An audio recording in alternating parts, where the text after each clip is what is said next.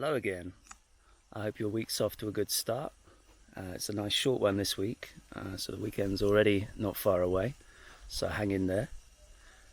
Today I just wanted to do a quick video to talk about cultural attitudes, which is something that I think is becoming more important at this time.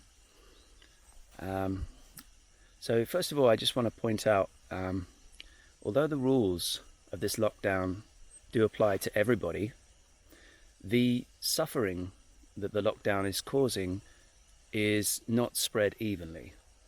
So let's just take if we say that there's a spectrum in Britain.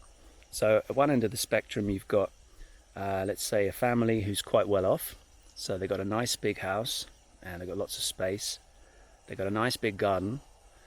So the sun's out, they're out in the garden sunbathing, they're having barbecues. So life's really not that bad. And I do think for many people this lockdown is not actually causing much of a problem just yet anyway. You know, they're working from home, they still have job security, and because they're not commuting, they have more free time to spend with their family and do what else they like to do around the home. So life's not too bad at this end of the spectrum. But if we now go the other way, to the opposite end, consider the people who are in confinement of, let's say, a very small apartment. Let's say a single guy in a one-bedroom flat. So he's completely isolated. And I think we do need to bear in mind that solitary confinement is recognized as a form of torture. And the reason that's so is because it has a very damaging effect on someone's psychological, on someone's psyche in a very short space of time if you put them in solitary confinement. But in a sense, to some extent, that's actually what's being done to people who live on their own. And I think if it goes on for much longer, it's going to have a very damaging effect on many people's mental health. So there's the guy that lives on his own, but then there's also people, you know, maybe they're not on their own, maybe they're a couple. They're still cramped in this tiny apartment. And then at this end of the spectrum that we're talking about, let's just consider the people who've lost their jobs. You know, they worked in an industry where they couldn't work from home, so they've been dropped from the workforce. Let's say they don't have much savings or don't have any savings. So these people are under a lot of pressure, and their relationship consequently will be under a lot of pressure. It's a very tense time for many people.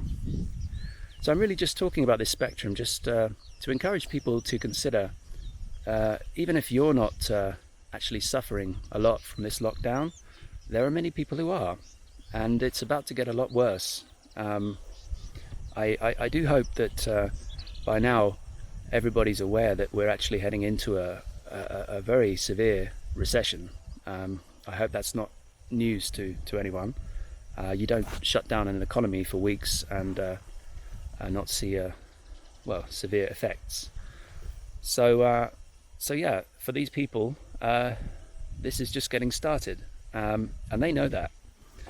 So why am I talking about this? Well, it's really just to say that I've observed some attitudes which are actually making life worse in many ways. You know, they're not helping. And I've noticed that some people, when they observe someone who's, in their mind, breaking the rules, and I'm thinking of when they see someone, for example, who's outside and is not engaged in exercise, so they might be sitting down and maybe enjoying a moment in the sun. All of a sudden, these people are outraged, and you see people posting comments and photos on social media trying to shame this disgusting behavior, and sometimes people are even going up and, you know, starting an argument, having a go at this person because they dare to sit down for a moment in the sun. But what I'm really encouraging you to consider is you don't know what that person's going through at that point in time. So maybe they're sitting out in the sun for a moment because they've just they've just been told that their boss is going to let them go. They've lost their job and they don't know how they're going to pay the rent. And instead of sitting in their house going crazy, then they go out for a walk to try and clear their head. Or maybe they've just had a furious argument with their partner and they had to get out to clear the air. My point is, people are under a lot of stress and a lot of pressure, and being confined is intensifying that pressure significantly. And sometimes you have to let that pressure go down, and the only way to do that is actually to go out for a walk. That's one of the best ways to clear your head. But of course, a lot of people are not willing to accept that there are moments where people will not be, obeying the rules to the letter. And so I really ask people to consider, before they create a problem for other people by going up to them and having a go at them, or even worse, reporting them. I don't think that's happening yet, but there's talk of hotlines and reporting services where you can report people to the police if you don't think that they're obeying the rules. And you have to ask yourself, is that the society you really want to live in? For my part, I think that what's really important at this time, and what this situation is asking us to consider, is actually other people.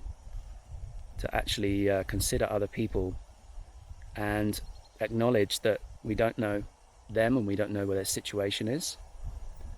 And really, at this time, what's needed in the world is more tolerance, more patience, and I mean, it would be nice if we could just show a little bit of understanding for each other. And recognise that we're all in this together, and that no one is choosing this.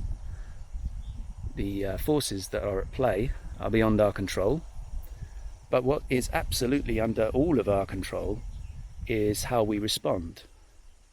And our response is going to determine the quality of life for the people around us. So your actions, you're actually sending out an energy, which is the effect that you have on the people around you. You can, by your actions, make life harder for everyone around you, or you can make life more pleasant. You can actually be a great help if you perhaps make light of the situation. Show people a smile instead of scowling at them. And some people certainly are doing that. I've seen people actually being a lot more friendly when I encounter them on my walks, which is really nice. But it's our actions are having an impact.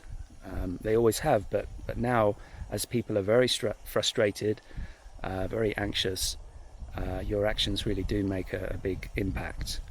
So I really just wanted to point that out, because I see a lot of discussion that's happening on social media around this issue, but a lot of it is actually along the negative side, actually complaining about these idiots who are